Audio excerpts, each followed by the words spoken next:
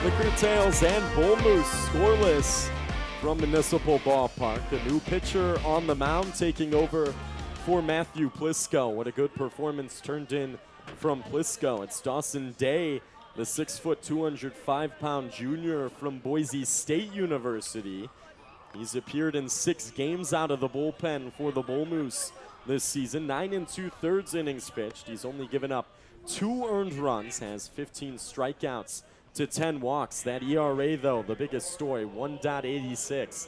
He's been really good out of the bullpen for Mitch Gallagher.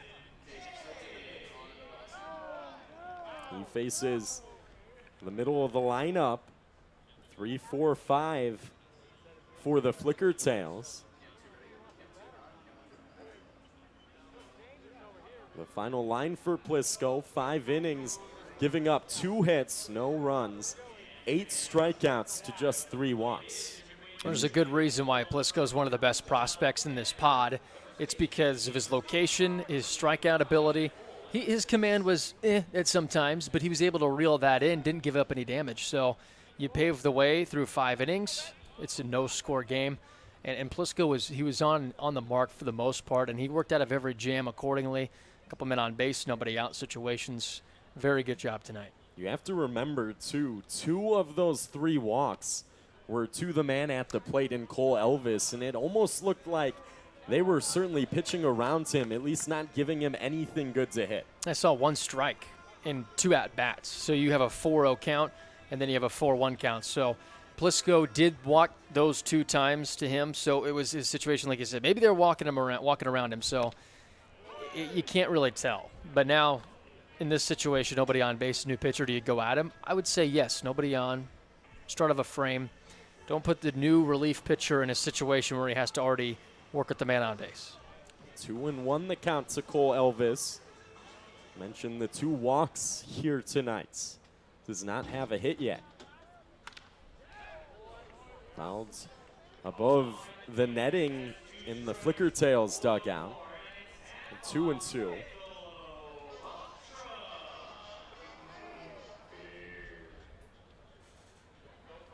Plisko threw 84 pitches, 51 of them for strikes. He was really in command of that zone.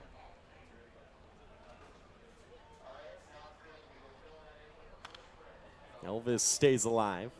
We stay at 2-2. Josh Cox on deck. Ryan, you could just tell with Day's delivery and the torque that he's throwing with, he's trying to overpower batters, and that's very evident by the 9 2/3 innings, 15 strikeouts, 10 walks. So those numbers are pretty high for not even throwing 10 innings. It's a lot of power, and it's not wild control, but there's so much power. That pitch 2-2, it barely misses the zone. But nonetheless, it brings you to a 3-2 count, and the pitching staff and the entire coaching staff for both of these rosters said we're trying to preach a little bit more speed and velocity with some of these guys, and you're seeing that with Day, trying to find the command, but the velocity and the power's there. So now where do you bring the command in next? Can he control the zone with a full count? Elvis on the ground. Ruggiero charging in. 1 away. A good job getting the dangerous hitter out for the first out. Dawson Day, 1 batter faced, 1 out. Here in the top half of the 6th, Josh Cox, 1 for 2.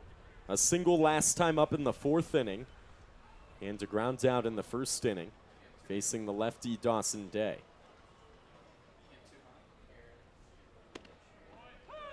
Oh, and 1 the count to Cox.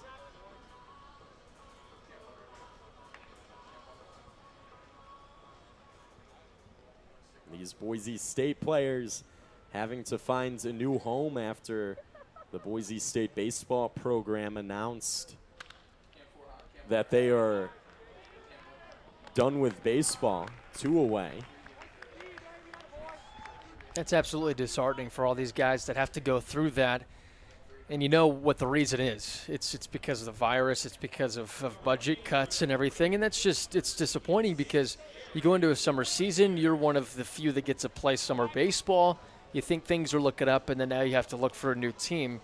And of course, he'll be granted immediate eligibility, but it's still tough because you're trying to still play.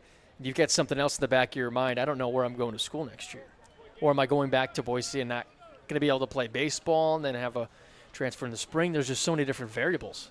Especially the situation Boise State as a program we're in.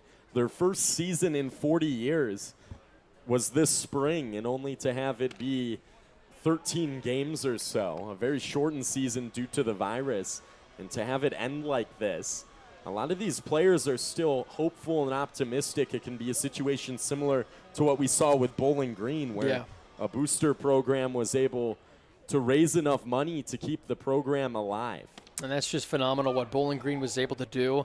The cry from the alumni donors, they said, you know what, let's keep this team together. And in Bowling Green, Danny Schmitz, the head coach, has been there for decades. And that's a situation where the community bought into him. Maybe Boise State can do something like that to where they can draw enough. Hey, we haven't played in 40 years. Hey, let's try and keep this alive to see what we can do moving forward. If not, okay, you're going to have to reevaluate. The 1-2, a good pitch by Dawson Day. Make that a good inning for Dawson Day. 1-2-3 in relief of Plisco. Still scoreless from Municipal Ballpark in Bismarck. It's David Melfi, Peter Ceruto, and Noah Hemphill due up for the Bull Moose. This is Northwoods League Baseball on the Northwoods League Baseball Network.